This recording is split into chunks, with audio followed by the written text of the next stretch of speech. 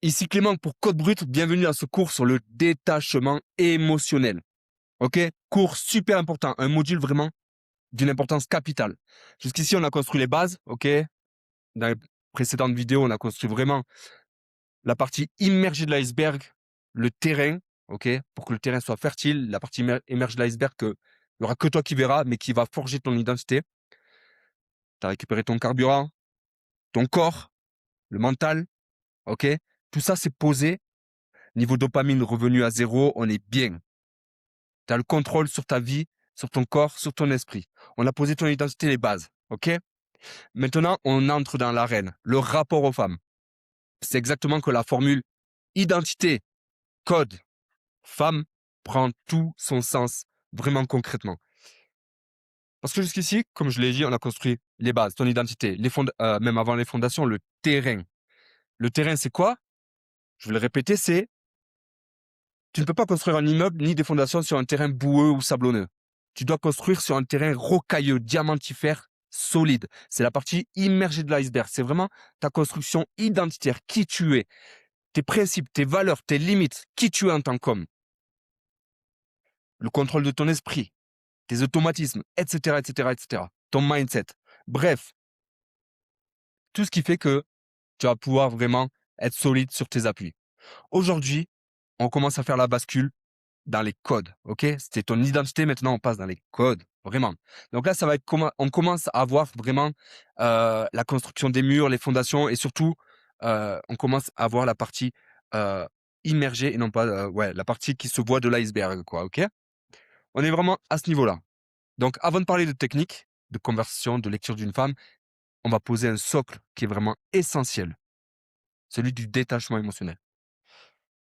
Ce socle, il est hyper important parce que c'est probablement la chose qui va te faire changer de perception dans ton rapport aux femmes. Et ce changement de perception, il est essentiel pour naviguer dans cet univers dans les meilleures conditions possibles. Sinon, tu vas mettre de l'enjeu. Sinon, tu vas pas vraiment pouvoir être toi-même et on va voir ça tout le long de ce cours. Donc, ce cours, il va changer vraiment ta manière de percevoir les femmes, de l'attraction, du rejet, de ton rapport émotionnel au monde en général. Pas juste avec les femmes, ça s'applique dans ta vie entière. Parce que, par exemple, un sportif qui perd un match, un entrepreneur qui perd un client, un père de famille qui fait face à une crise, tous ont besoin de ce qu'on va apprendre, de ce qu'on va voir dans ce module, dans ce cours. Les femmes sont un cas d'application. Le sujet réel, c'est ta souveraineté émotionnelle. OK? Super important. La souveraineté émotionnelle. Retiens bien ça. C'est super important. Donc, ce que ce cours n'est pas, premièrement, le détachement émotionnel, ce n'est pas de l'indifférence. Je vais pas t'apprendre à devenir froid, distant, je m'en fous de tout. Non, ça c'est des bêtises pour moi. C'est le piège dans lequel tombent les mecs qui se croient détachés alors qu'ils sont juste blindés émotionnellement et que, bah, du coup, ils s'empêchent de vivre les choses, OK? C'est de l'ego, c'est de la blessure. Le vrai détachement, c'est être pleinement présent, pleinement investi, pleinement désireux et désirant et libre par rapport aux résultats. C'est être dans ta pleine masculinité. C'est être ouvert au monde, proposer ta présence avec confiance, avec joie, avec amabilité et bonheur, tout en étant détaché des conséquences si tu prends un refus, si tu dois poser des limites claires parce que certaines vont pas te respecter, etc. Et les deux coexistent en fait finalement. OK? Le mec indifférent n'attire personne parce qu'il n'a rien à offrir. Il est fermé. Le mec détaché attire parce qu'il offre tout sans rien entendre en retour. Et si ce n'est pas respecté, là, il pose des limites. OK? C'est bien ça la différence qu'il faut comprendre. Deuxièmement, ce que ce cours n'est pas, c'est comprendre c'est que comprendre ce que je vais te dire ne suffit pas. Et dans tous les enseignements que je vais te proposer, en général, que je te propose, comprendre ne suffit pas. Ça ne doit pas rester que dans ton esprit. Ce n'est pas que cérébral, ce n'est pas que de la théorie. Tout comprendre en 30 minutes, une demi-heure, 1 heure, 3 heures, et se croire détaché, c'est pas comme ça que ça marche. Non. Comprendre le détachement et le vivre, l'être, l'incarner sont deux choses radicalement différentes. Comme pour toute connaissance. Tu veux apprendre à dribbler, tu vas apprendre à comment manier un ballon, tu vas apprendre les règles du foot. C'est de la connaissance, c'est de la théorie. Tu vas jouer au foot, tu vas le vivre, c'est du savoir, OK? Et entre les 2, il y a l'absorption de la connaissance, tu l'infuses, tu la digères et après tu la ressors parce que tu es capable de la transmuter et de la vivre, OK? Ce sont 3 axes d'apprentissage complètement différents et tu dois tout le temps passer par les 3 pour pouvoir vraiment, l'intégrer dans ta vie. C'est pour ça qu'il y a des exercices concrets que je vais te donner et que tu ne passes pas au module suivant sans les avoir faits, en fait, que tu passes pas au cours suivant sans les avoir faits, OK? Il suffit pas d'avoir lu les règles de foot pour passer en mode professionnel, OK? En catégorie Ligue 1. Non, tu dois apprendre à jouer, tu dois t'entraîner, en fait. Ça fait partie de l'apprentissage, c'est absolument normal. Donc le détachement se vit non seulement dans l'esprit, dans le corps et dans les émotions. Et ça passe par l'action. Ça passe pas que par la théorie dans la tête. Super important à comprendre. Troisièmement, ce cours n'est pas de la séduction. C'est un cours de vie qui s'applique aux femmes. Et bien souvent, dans ton rapport aux femmes, dans tous les cours que je vais te donner, même la séduction, ce sont des règles de vie en général. Ce sont des règles de dynamique, de relationnel. Ce sont des règles qui passent par ton identité, par ta compréhension des choses, par ta perception, par ton mindset, par ton état d'esprit, ta perception de la vie. Et tout ça, finalement, c'est pour ça que la séduction n'est qu'un miroir de qui tu es vraiment. Finalement, le travail de fond se fait sur toi. C'est ce que je te répète depuis le début. C'est super important de le comprendre, OK? Ce sont des règles de vie. Et bien souvent, tes capacités, tes compétences en séduction avec les femmes sont littéralement similaires à tes compétences dans la vie, OK? Les 2 sont liés parce que elles sont liées par quoi? Par toi, par qui tu es, finalement. Tout simplement. Donc, si tu écoutes en te disant: «Comment ça va m'aider à choper, à avoir plus de femmes?» tu passes à côté de 80 du message, même 90, OK? Écoute-le en te demandant: «Comment ça va me rendre libre? Comment ça va me rendre indépendant? Comment ça va me rendre souverain et puissant? Ça va me redonner de la force et du pouvoir et de la liberté?» et les femmes viendront en conséquence de ça, OK?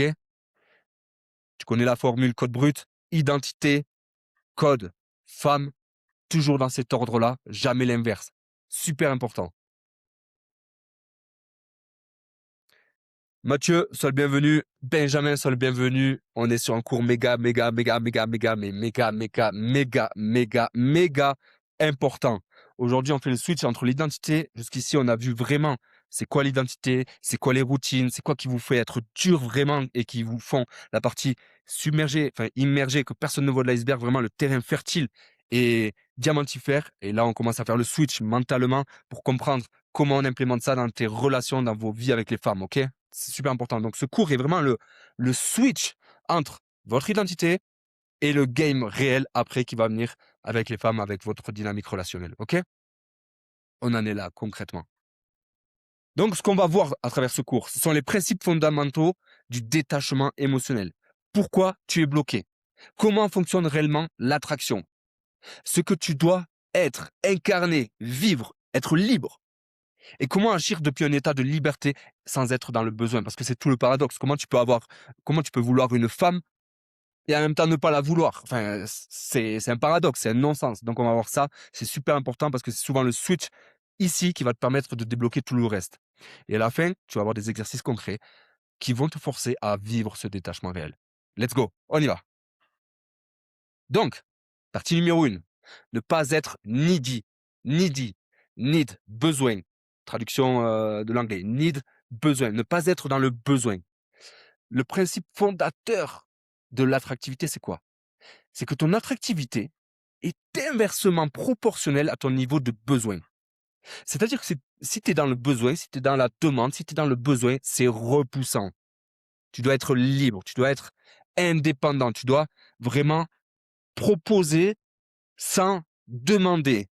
Tu dois proposer et avoir envie avec toute ta, ta bienveillance, toute ton amabilité, toute ton envie, sans pour autant quémander. Plus tu as besoin qu'elle t'aime, moins elle va t'aimer. Plus tu as besoin qu'elle s'investisse dans ta relation, moins elle va s'investir. Plus tu vas lui courir après, plus elle va se barrer. Parce que tout ça, c'est synonyme de besoin. Et le besoin, d'un point de vue biologique, c'est extrêmement repoussant. OK? C'est même antérieur à la création du cerveau, c'est dans nos gènes. OK? C'est dans nos gènes. Tes gènes sont vieux de plusieurs centaines de milliers d'années, OK? Et le besoin repousse. Le cerveau que tu as actuellement s'est développé vraiment depuis 20 000 ans.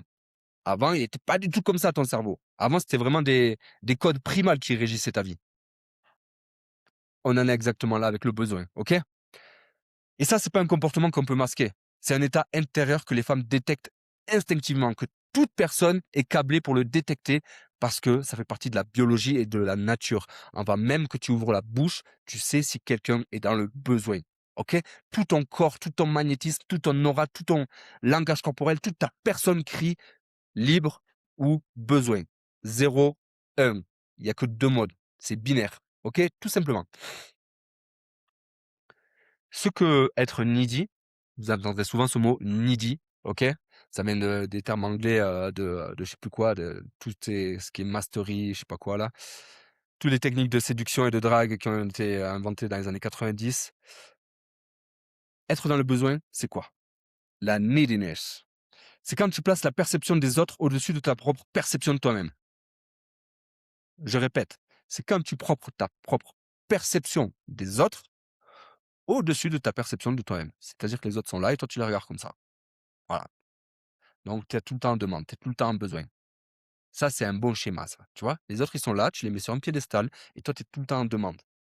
Ça, c'est un état intérieur, pas un comportement visible. Bien sûr, ça va être visible quand tu vas le demander, quand tu vas le dire. Mais je veux dire, on voit les gens qui drivent les équipes, on voit les gens qui ont un impact dans un groupe, on les voit les gens qui sont: «Ah, tu peux m'apprendre», qui sont un peu un demandeurs et cetera. Non, tu dois être vraiment dans un état de plénitude, libre. C'est un état intérieur, encore une fois. Tu peux pas dire les bonnes choses, on peut pas dissocier, en fait, ton état intérieur de ce que tu penses vraiment ou de ta réalité, en fait. Hein? C'est vraiment ta réalité, c'est ta perception. Tu ne peux pas dissocier ton état intérieur de ta réalité puisque ta réalité est ton état intérieur. Et ce besoin de validation, tout le monde le sent. Et les femmes ne savent pas toujours le nommer, hein. Elles vont pas te le dire directement, mais elles le sentent à chaque seconde, tout le temps. Et n'importe qui va le sentir. Ça, c'est instinctif, c'est viscéral, ça ne trompe jamais. Pourquoi? Pourquoi toi, un homme qui a déjà bien développé sa vie, OK, qui a tous ses potes, la famille, les amis, le cercle social, le travail, la maison, pourquoi tu es dans le besoin avec les femmes? Pourquoi tu es complètement needy? Pourquoi tu ne serais pas needy au travail? Pourquoi au travail, tu sais exactement ce que tu as à faire, OK? Tu sais que ça, c'est à faire, donc tu vas pas être dans le besoin, tu vas le faire, ou même dans le sport, dans ta carrière. Pourquoi avec les femmes, tu ne vas pas l'être? Parce qu'en fait, tu ne cherches pas la validation de tes clients ou de tes pairs ou de tes amis ou de je ne sais qui. Tu sais ce que tu vaux et tu agis en conséquence. Tu connais tes compétences au travail, donc tu sais ce que tu vaux et tu agis. Tu ne demandes pas si c'est la bonne chose à faire, sauf pour certains cas, quoi. Sauf si tu es apprenti, OK, mais généralement, quand tu es bien dans ton taf, que tu le connais, tu es conscient de tes compétences et donc tu n'es pas dans le besoin parce que tu sais exactement comment solutionner chaque problème, comment gérer chaque client, chaque collègue et cetera. Tu as ta place. Mais dès qu'il y a une femme qui te plaît, boum, l'interrupteur, le cerveau, il se retourne. Tu ajustes ton comportement pour lui plaire et tu cherches son approbation pour être sûr que ça va fonctionner. Et tu attends sa validation, en fait, même si c'est inconscient. Exemple, c c'est l en fait, c'est le même homme, tu es le même homme, mais tu as 2 polarités différentes. En fait, tu as 2 réalités différentes qui se battent. La réalité de tes amis au travail et la réalité avec les femmes. Et c'est cette incohérence vraiment que les femmes vont ressentir. Elles voient un homme qui a tout, mais qui a besoin d'elle pour se sentir complet. Extrêmement repoussant. C'est comme si tu disais que ta vie tourne autour des femmes ou que tu avais besoin d'elles pour avancer. Ce besoin repousse fondamentalement parce que ça va à l'encontre des codes biologiques, à savoir indépendance, liberté, pouvoir se débrouiller tout seul, OK, une certaine forme de souveraineté et évoluer dans le monde. Si tu as besoin d'une femme pour t'approuver, ça veut dire que tu es complètement dépendant de la validation. Donc c'est extrêmement repoussant, ça va à l'encontre même de l'attractivité. Et ce besoin les repousse parce qu'elles ne veulent pas. N'importe qui n'a pas à apporter ton poids sur ses épaules ou à compléter ta personne. Tu dois te compléter toi-même et être plein pour inonder le monde par ta présence, OK?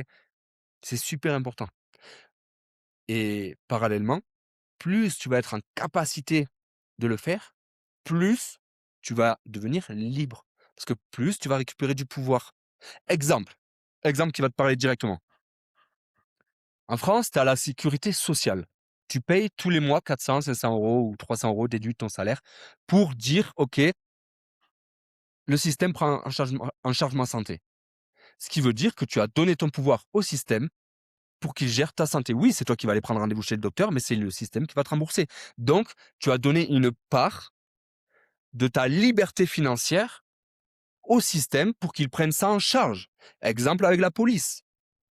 Tu donnes ta légitimité et ta souveraineté à gérer certains problèmes, à gérer certaines situations délicates à un gouvernement, à une institution. Et donc, tu lui donnes ta liberté. Ça, c'est être dépendant. Et dépendant signifie que tu as moins de liberté. Et si tu as moins de liberté, ça veut dire que tu n'es pas souverain. Et donc, si on prend le contraire, plus tu récupères ta liberté, plus tu as de pouvoir sur ta vie et dans le monde. OK? C'est super important à comprendre. D'où la définition, un grand pouvoir nécessite de grandes responsabilités. C'est pas pour rien qu'on dit ça. OK? Donc, par exemple, des comportements qui sont complètement needy, c'est checker ton téléphone 40 fois après avoir envoyé ton message, voir si elle a lu, OK? Tout simplement. Changer d'opinion parce qu'elle est pas d'accord avec toi ou t'adapter continuellement. Surpréparer ce que tu vas dire ou alors suranalyser, surpréparer ce que tu vas dire, que ça soit bien reçu. Exemple de besoin de validation dans tous tes textos, dans tous tes messages, je suis sûr que tu mets des emojis partout. Les emojis sont un comportement de besoin de validation parce que ça sous-entend que tu n'es pas capable de bien faire passer ton message sans en utiliser, donc juste en l'écrivant pour être sûr que le message soit bien reçu de l'autre côté parce que les perceptions peuvent être déformées ou différemment pris parce que, bah, voilà, c'est à l'écrit, on n'est pas en direct, il y a pas les expressions faciales. Donc tu veux t'assurer que le message soit bien reçu.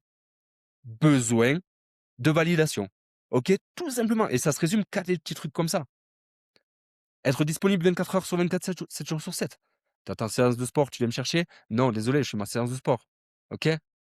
Tout ça, c'est des comportements de needy, de besoin déguisés en «j'y tiens», en «je tiens à toi». OK? «Tu es sûr babe? Tu es sûr? Nanani nanana». OK?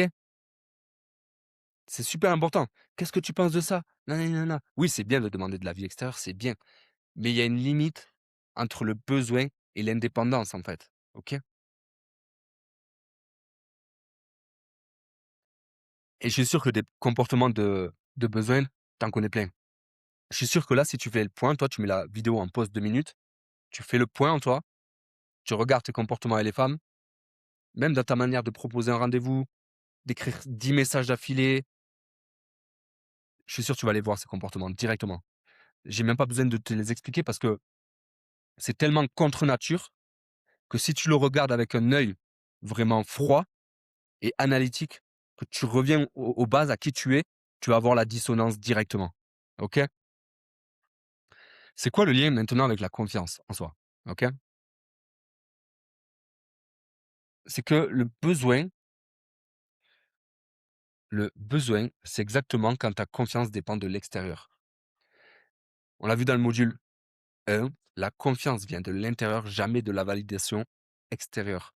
Ce truc de besoin, ça veut dire que tu es pas pleinement toi-même et tu as compris, en fait, tu as un corps dépendant de ce que les autres pensent, de ce que le monde va comment le monde va réagir, comment les gens vont t'interpréter, comment ça va.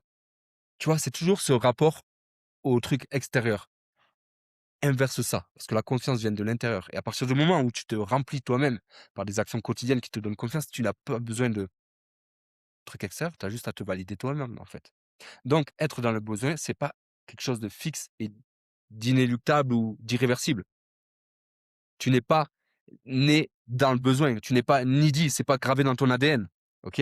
C'est quelque chose qui s'est créé petit à petit par le matrixage, peut-être par ton rapport à ta mère, à ton père, les relations que tu as eues au collège, au lycée, bref.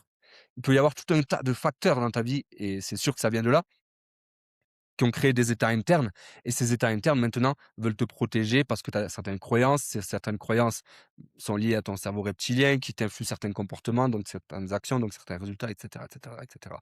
Tout ça, on l'a vu dans les cours d'avant. Donc cet état, tu peux le créer pour que tu sois focus, notamment sur qui tu es, sur ton corps et comment tu réagis, comment tu agis. Encore une fois, tu vas avoir cette capacité à t'extraire de la situation pour te regarder tel que tu es. Il faut que tu aies cette capacité à t'analyser. Donc, si tu es bien dans tes bottes, que tu respires lentement, profondément, et que tu regardes les situations pour est-ce que elle peut entrer dans ma vie au lieu de est-ce qu'elle me trouve bien? OK? Est-ce que cette femme peut entrer dans ma vie ou est-ce qu'elle me trouve bien? C'est complètement différent. Premier, pas de besoin de validation. Deuxième, est-ce qu'elle me trouve bien? Besoin de validation. Et le pire, c'est que cette phrase ou ce genre de pensées peuvent être très subtiles, peuvent être vraiment en arrière-plan, cachées dans des automatismes que si tu as pas cette capacité à te voir et à t'auto-analyser et à et à auto-observer tes pensées, tu en auras pas forcément conscience. Ça demande vraiment un travail de: «OK, qu'est-ce que je fais à l'instant T? Qui je suis? Pourquoi je dis ça?» Enfin, ça demande un travail sur soi, quoi, OK?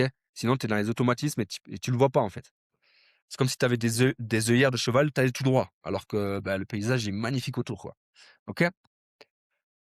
Donc, sache que tu peux changer ton état émotionnel en changeant ta physiologie et tes questions internes. C'est mécanique, c'est pas mystique. Anthony Robbins le formule clairement. OK? Tu peux vraiment changer ton état émotionnel avec ton focus, ce à quoi tu penses, ton discours interne et ton état physiologique, comment tu te comportes, ton langage corporel.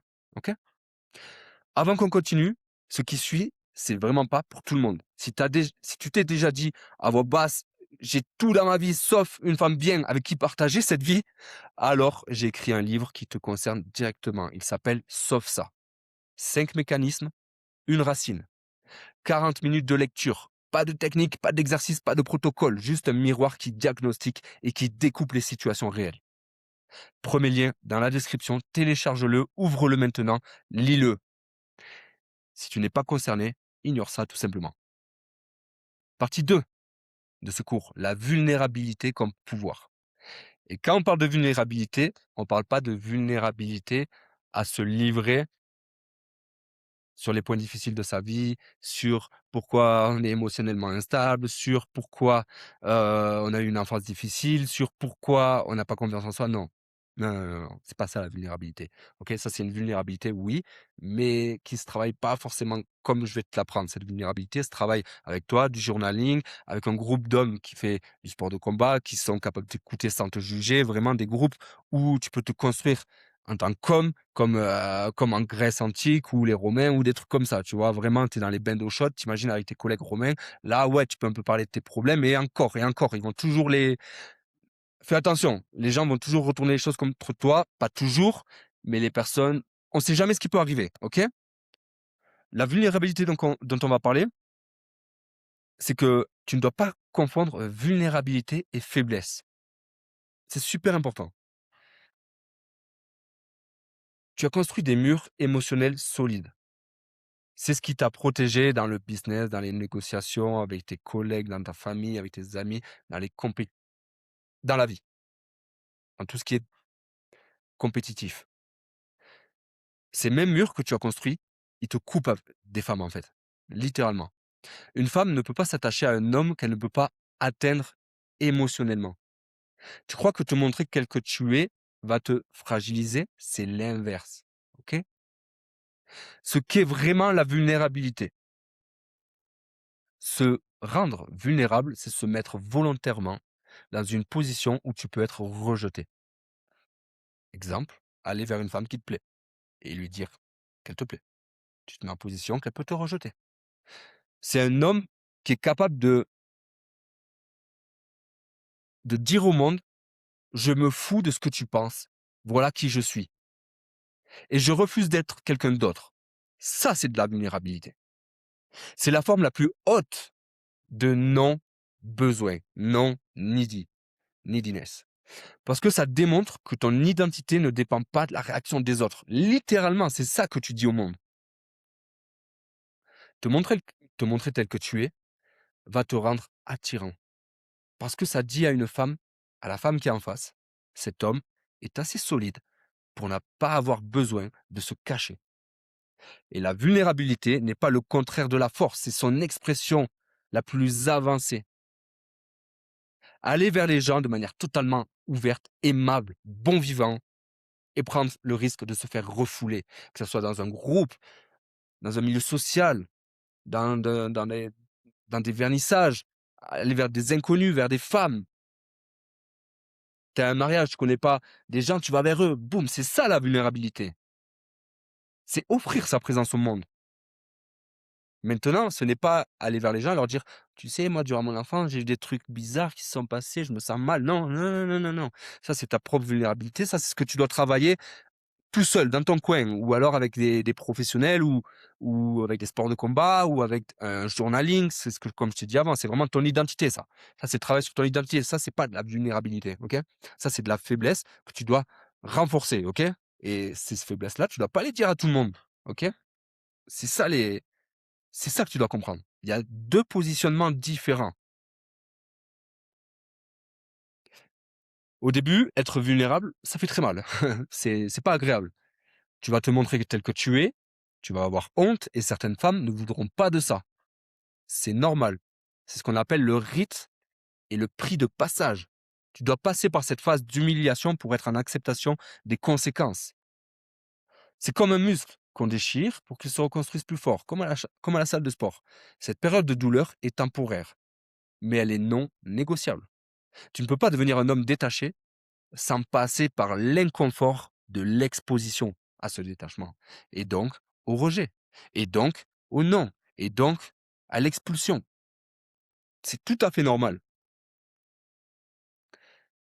Donc, les plus grands séducteurs de l'histoire, si on étudie l'histoire, tous les hommes qui ont eu un pouvoir d'attraction exceptionnel étaient des maîtres de la vulnérabilité réfléchie et saine.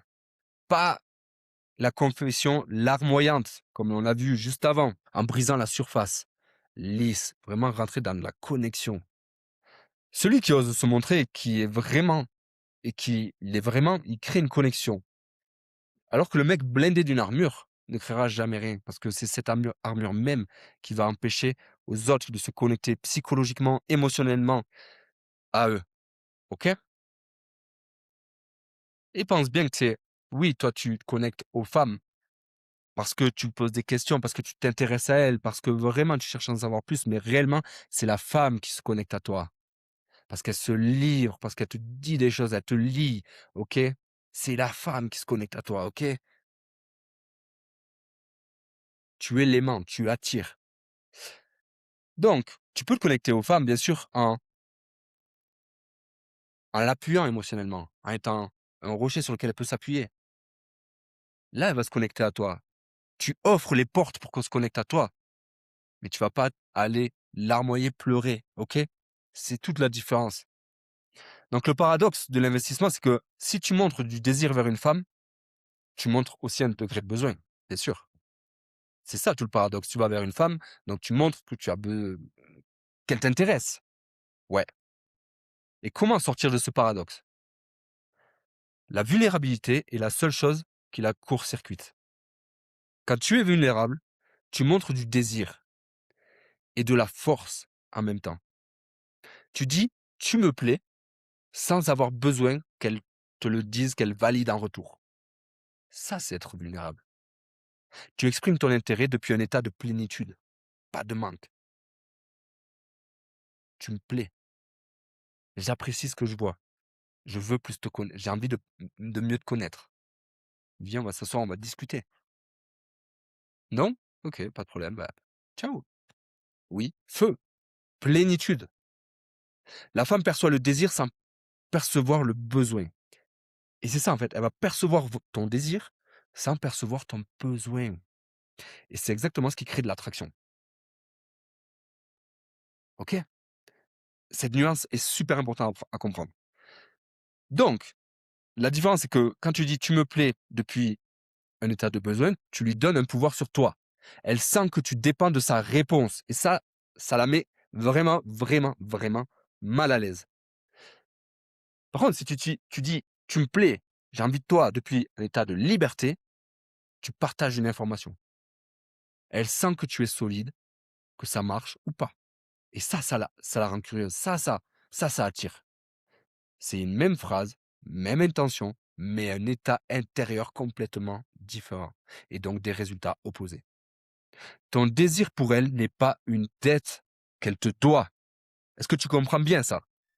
Ton désir pour elle n'est pas une dette qu'elle doit te rendre.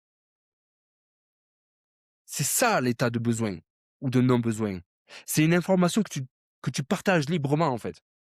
C'est ça l'amour, c'est ça le partage, c'est ça être dans un état de haute fréquence. Tu comprends? C'est exactement ça. Parce que le besoin vibre très bas. L'amour, le partage, ça en retour vibre très très haut. OK? Comprends cela. C'est pour ça qu'il y a différentes formes d'amour. Bien sûr, l'amour pour un ami, l'amour inconditionnel, l'amour pour une femme, l'amour pour tes parents. Il y a énormément de formes d'amour. Mais tu dois être dans un état d'amour et de plénitude pour pouvoir exprimer ce que tu veux sans en avoir besoin. Et ça, c'est un amour envers toi-même et envers le monde. OK? Donc, partie 3, la polarisation. Pourquoi le mec sympa ne séduit personne? Tu es agréable, intelligent, sympa, tu dis les bonnes choses, tu écoutes bien, mais tu ne fais pas de vagues. Voilà, tu restes à tâtons, tu vois, tu marches sur des œufs. Tout le monde t'aime un peu et personne ne te désire intensément. OK? Tu vas passer ta vie à être aimé par tout le monde un peu, au lieu d'être désiré par les bonnes personnes intensément. Tu ne crées pas de polarisation, tu es trop neutre. Le pire chose qui puisse arriver, ce n'est pas le rejet, c'est l'indifférence. Et quand tu es trop neutre, tu rends les gens indifférents. Tu dois être dans la polarisation extrême, charismatique et en même temps extrêmement, hem, tu dois être confiant et extrêmement empathique. Pourquoi? Parce qu'être confiant, ça va te donner du plein pouvoir sur toi-même. Dans le monde, tu vas pouvoir interagir dans le monde et en même temps, tu vas être extrêmement empathique pour comprendre les gens et puis ils vont pouvoir se connecter à toi facilement. D'un côté, tu as le bouclier, que le bouclier et d'un autre côté, bah, tu es trop larmoyant.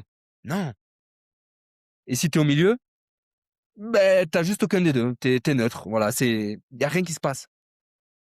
Tu dois créer de la polarisation et la polarisation se crée qu'en maîtrisant un extrême et un autre. Le plus, le moins, le chaud, le froid. À ton avis, pourquoi elle marche la technique de push and pull qu'on voit dans tous les trucs de séduction, les techniques et tout? Parce que je te donne, puis je reprends. Polarisation. Tu me plais, mais je sais pas si ça va le faire entre nous. Je te donne, puis je reprends. Polarisation extrême. Ça attire. OK, c'est super important à comprendre. La polarisation.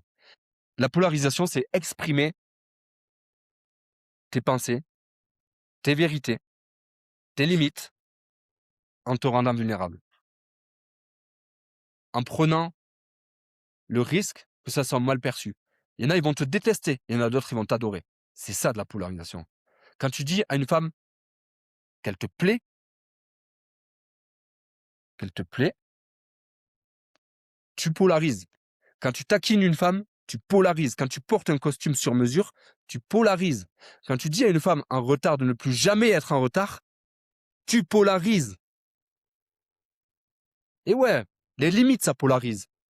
Quand tu exprimes une opinion tranchée, tu polarises. Tout ce qui est attirant est polarisant. C'est simple. Si tu offres ton attention, ne serait-ce que 10 minutes, allez, 1 heure par semaine à une femme qui te plaît, tu polarises parce que tu mets ta vie en avant. Et elle, tu la fais entrer dans ta vie que quand vraiment, ben, tu as du temps à lui accorder. Je dis pas que c'est la chose à faire. Je dis que quand tu es concentré sur toi, tu polarises automatiquement. C'est une image. Prends pas au mot tout ce que je te dis, mais c'est une image globale, OK? Et ça, c'est le prix à payer. Tu acceptes que certaines femmes te rejettent pour celles qui comptent te désirent vraiment. C'est comme ça que tu vas créer des interactions qui te ressemblent. et avec qui ça matche vraiment. Comprendre qu'il y a 3 catégories de femmes et chaque femme que tu rencontres, chaque femme entre dans l'une de ces catégories. Il n'y a pas lieu, ça n'existe pas une femme qui n'est pas dans cette catégorie. Soit elle est réceptive, elle est intéressée, elle envoie des signaux. Ton boulot, c'est avancer, proposer, escalader, être bon vivant, ne pas hésiter, ne pas attendre le bon moment, elle est réceptive, tous les signaux sont verts, extrêmement facile. Tu as presque rien à faire. La non réceptive, elle est off, elle est en rouge, elle est indisponible, pas intéressée, elle est avec quelqu'un. Ton boulot là, c'est de pas t'accrocher, c'est juste de la laisser tomber, de lâcher, tu as rien à faire.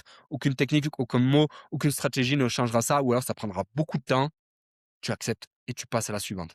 Pourquoi? Parce que tu n'as pas de temps à perdre. Ça prendrait beaucoup trop de temps et d'énergie à faire changer cet état-là, et puis ça serait même pas vraiment voulu. Tu rien à gagner, OK? C'est la polarité. Soit les réceptives, soit les non réceptives. La neutre, celle qui est au milieu, c'est là qu'elle ne sait pas encore. C'est là que c'est un vrai terrain de jeu. Ton boulot, la polariser, soit un oui, soit un non. Opinion tranchée, compliment.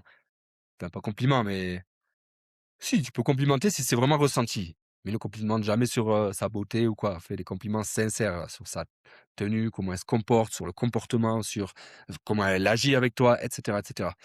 Ou propose clairement les choses. Sois taquin, ok? Amène-la dans ce jeu, tu vois, pour la faire basculer d'un côté ou de l'autre. Et tu sauras directement.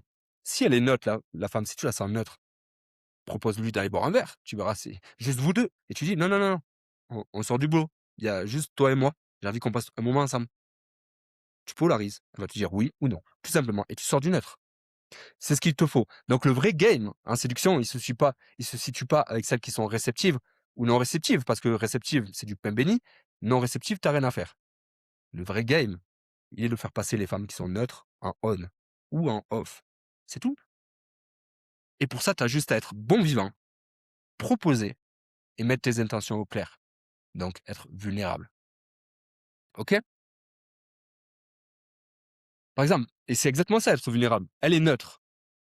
Je dis non, non, non, moi j'ai plus envie qu'on se voit au boulot. J'ai envie qu'on prenne un verre ensemble que tous les deux. Là, un de ces soirs, on se prend un verre, on se pose tranquille. C'est ce que je veux. T'en penses quoi? Oui, non. T'es vulnérable. Parce que tu as mis ton envie, tu lui as dit ce que tu avais envie, sans être dans le besoin. À elle de décider. C'est ça la vulnérabilité. Le rejet ou l'acceptation. Donc, si tu ne fais jamais de move sur une femme qui est neutre, elle deviendra toujours non réceptive. Ce sera rarement elle qui fera le premier pas. Les femmes réceptives, ouais, elles feront. Elles feront. Mais les femmes neutres, non. Donc, l'inaction polarise automatiquement le rejet. Si tu ne fais rien, automatiquement, ça va t'amener au rejet. Toujours. Exemple tout bête.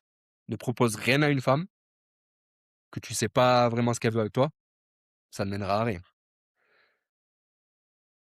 Chez toi, c'est sale, tu dois faire le ménage, ne fais rien, ça va s'empirer.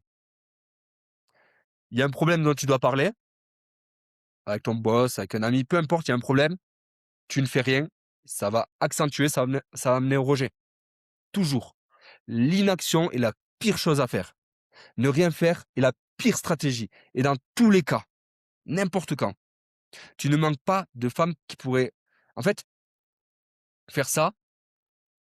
Tu pourrais avoir des opportunités, mais juste le fait de rien faire, ben, c'est ta faute en fait parce qu'elle passe en off. Donc c'est comme si tu payais le prix de ne rien faire. Et c'est exactement ça. Donc tu manques des moments et en faisant ça, tu ne forces pas la situation à se révéler, à se polariser finalement. Oui, non. Et donc, l'inaction te mène au refus. Tout le temps.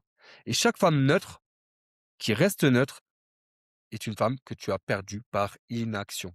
Pas par incompatibilité. Si tu rencontres une femme en soirée, elle te plaît, le fait que tu penses que peut-être il y a un truc, mais tu es pas sûr, bref, elle est neutre avec toi, le fait que tu n'oses pas y aller, que tu n'oses pas enclencher la seconde, passer les caps émotionnels, psychologiques, physiques avec elle, c'est de l'inaction. Et cette inaction va faire qu'elle va pas s'engager avec toi. Et donc tu ne sauras pas, donc elle va aller glisser vers c'est mort. Le volume de femmes avec qui tu vas vouloir convertir, avec qui tu vas vouloir passer à l'action, sert à maximiser les chances de tomber sur des réceptives. Ok, exemple. Tu abordes, allez, 70 femmes par jour. Sur 70 femmes, il y en a peut-être 20 qui seront réceptives, 50 qui ne le seront pas. Allez, 30 qui ne le seront pas et 20 neutres. Ok? Tu maximises tes chances. Tu abordes une femme par jour, bah, soit elle est réceptive, soit elle n'est pas réceptive. Une femme par jour, bah, au bout de 360 jours, ça va te faire 360, ce qui est déjà pas mal en soi. Mais imagine, tu en fais 10 par jour, ça t'en fait 3600 par an. Imagine que si tu parles avec 3600 femmes différentes par an, est-ce que tu penses que tu as la possibilité de rester encore célibataire longtemps et de ne pas trouver une femme qui te convient? Les statistiques prouvent que littéralement, c'est impossible. Allez, pousse sur 2 ans, 7000 ou 8000 femmes. Comment tu peux rester célibataire? Comment tu peux ne pas t'améliorer? Comment tu ne peux ne pas devenir polarisant? C'est littéralement impossible. Donc le volume sert à maximiser tes chances, ton apprentissage et tes résultats et à polariser les neutres. Plus tu parles à des femmes, plus tu tombes mécaniquement sur celles qui sont réceptives, neutres ou non réceptives et donc tu peux t'améliorer. Ce sont des maths. C'est pas de la chance, les gars. OK? Donc c'est pas en passant à l'action une fois par semaine que tu vas faire évoluer les choses. Une fois par semaine, 56 fois par an, enfin 52 fois par an. Si on doit passer le temps, allez, une semaine à analyser une interaction, enfin, je veux dire, est-ce que tu vas t'améliorer au foot et tu vas devenir bon joueur en y allant une fois par semaine pendant un an ou en y allant 4 fois par semaine pendant un an? Et les 4 fois que tu y vas par semaine, tu es focus, tu fais les choses à fond et pas à 20. Tu crois que c'est quoi qui va donner le plus de résultats? Ce sont des maths. C'est la vie, c'est comme ça. Tu ne deviens pas bon maçon en empilant une brique toutes les semaines. Non, tu deviens bon maçon parce que tous les jours, tu empiles 1000 briques, 2000, 10 000 briques par jour. C'est comme ça, la répétition. C'est pour ça qu'on met en place le système de répétition, comme à la salle. Si tu vas une fois par semaine, il va rien se passer. Tu vas 4 fois par semaine, c'est déjà plus probable qu'il se passe une chose. Tu vas 4 fois par semaine en te tuant, c'est clair et net qu'il va se passer une chose. OK? C'est toujours pareil.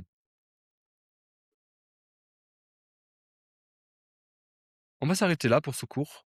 On reviendra sur la partie 4 au prochain cours. C'était super intéressant. J'ai kiffé faire ce cours parce que c'est vraiment la base du changement mental, du shift mental qui va te faire passer du OK, je travaille sur moi, je suis en monk mode, je suis en rétention séminale, monk mode, je travaille focus, à comment ne pas retomber dans mes anciens schémas et être en demande avec des femmes qui me plaisent vraiment. OK, c'est vraiment la porte qui va te permettre de t'ouvrir à la féminité. OK, super important.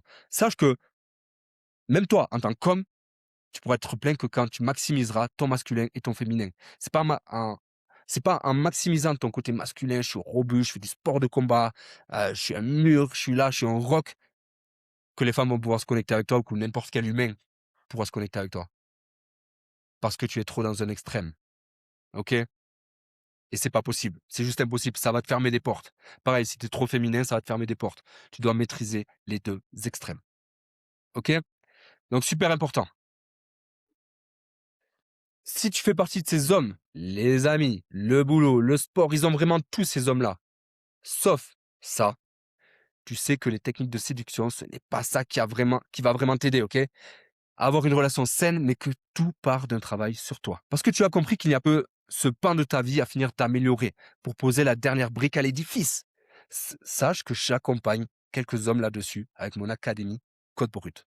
Alors attention, ce n'est pas pour tout le monde. C'est un accompagnement sérieux sur 6 mois qui s'adresse à des hommes qui ont déjà bien évolué dans leur vie professionnelle, qui sont prêts à investir sur eux, parce qu'ils ont compris que l'argent se crée, mais que le temps est la ressource la plus précieuse. Et quelle est la ressource la plus précieuse pour tout être humain, tout animal, tout végétal? Et parce que tu sais que en investissant sur toi, tu seras beaucoup plus performant dans n'importe quel domaine de ta vie, que ce soit au boulot, dans ton cercle social ou dans ta vie sentimentale. Si tu penses que tu fais partie de ces hommes-là, tu peux candidater pour un appel de diagnostic avec moi. On va faire le point sur ta vie sentimentale, sur ta situation. Clique sur le deuxième lien en description. C'était Clément pour Code Brut. Identité, code, femme, c'est toujours dans cet ordre-là, jamais dans l'inverse. OK? Ciao!